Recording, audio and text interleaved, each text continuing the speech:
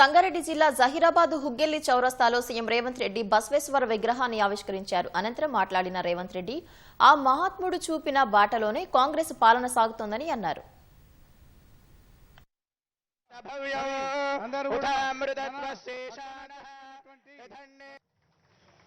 మనమందరం కలిసి విశ్వగురు బసవేశ్వరుడి విగ్రహావిష్కరణ ఒక స్ఫూర్తిని సామాజిక న్యాయాన్ని అందించే కాంగ్రెస్ పార్టీ ముఖ్యంగా శ్రీ రాహుల్ గాంధీ గారు కన్యాకుమారి నుంచి కశ్మీర్ వరకు చేసిన పాదయాత్రలో 150 రోజులు 4000 కిలోమీటర్లు ప్రతిరోజు ప్రజలను కలుస్తూ మమేకమవుతూ ప్రతి సందర్భంలో బసవన్న ఇచ్చిన సూచనలు బసవేశ్వరుడు ఇచ్చిన ఆదేశాలను వారు ఆ కాలంలోనే సామాజిక న్యాయం చేసి వివిధ సామాజిక వర్గాలకు చట్టసభలలో ప్రజా నిర్ణయాలలో ఏ విధంగా భాగస్వామ్యం కల్పించిండో వారిని స్ఫూర్తిగా తీసుకొని జనగణనలో కులగణన చెయ్యాలి.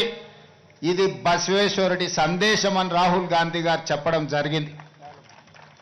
ఈరోజు కాంగ్రెస్ పార్టీ రాహుల్ గాంధీ గారు అమలు చేయదలుచుకున్న సామాజిక న్యాయానికి ఆనాడే పునాదులు వేసి ఆ తర్వాత తరాలు జ్యోతిరావు పూలే, డాక్టర్ బాబాసాహెబ్ అంబేద్కర్ సరసన బసవేశ్వరుడు నిలబడి ఈరోజు ఈ దేశం యొక్క నిర్మాణానికి వారిచ్చిన సూచనలు వారి సందేశమే ఈరోజు మన ఇందిరమ్మ రాజ్యానికి మన ప్రభుత్వ పరిపాలనకు ఒక సూచికగా భావిస్తూ వారి సందేశాన్ని తీసుకొని మన ప్రభుత్వం ఈరోజు సంక్షేమ పథకాలు అమలు చేయడమే కాకుండా సామాజిక న్యాయాన్ని ఈరోజు అందించాలన్న లక్ష్యంతో పనిచేస్తున్నాం. నాకు ముఖ్యమంత్రిగా బసవేశ్వరుడి విగ్రహావిష్కరణ వారి జయంతి సందర్భంగా కూడా నేను రవీంద్ర భారతిలో మిమ్మల్ని అందరినీ కలుసుకోవడం జరిగింది. వారి స్ఫూర్తిని మనం చర్చించుకోవడం జరిగింది.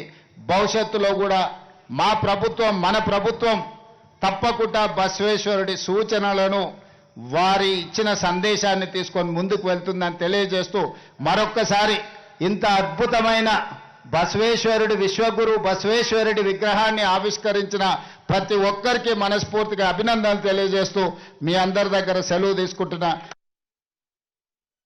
అనంతరం పస్తాపూర్లోని బహిరంగ సభ వేదికకు సీఎం రేవంత్ రెడ్డి వెళ్లనున్నారు. జహీరాబాద్ లో 100 కోట్లతో నిర్మించిన రైల్వే ఓవర్ బ్రిడ్జ్ ను అక్కడి నుంచి జాతికి అంకితం చేస్తారు. నిమ్స్ కోసం 100 కోట్లతో నిర్మించిన 4 వరుసల రహదారిని కూడా ప్రారంభిస్తారు. జహీరాబాద్ తాగునీటి అవసరాల కోసం అమృత్ పథకంలో భాగంగా 60 కోట్లతో చేపడుతున్న పథకానికి శంకుస్థాపన చేస్తారు. సభా వేదిక ప్రాంగణం వేదికగానే సుమారు 490 కోట్ల విలువైన అభివృద్ధి పనుల ప్రారంభోత్సవాలు శంకుస్థాపనలు చేస్తారు. అనంతరం బహిరంగ సభలో రేవంత్ రెడ్డి ప్రసంగించనున్నారు.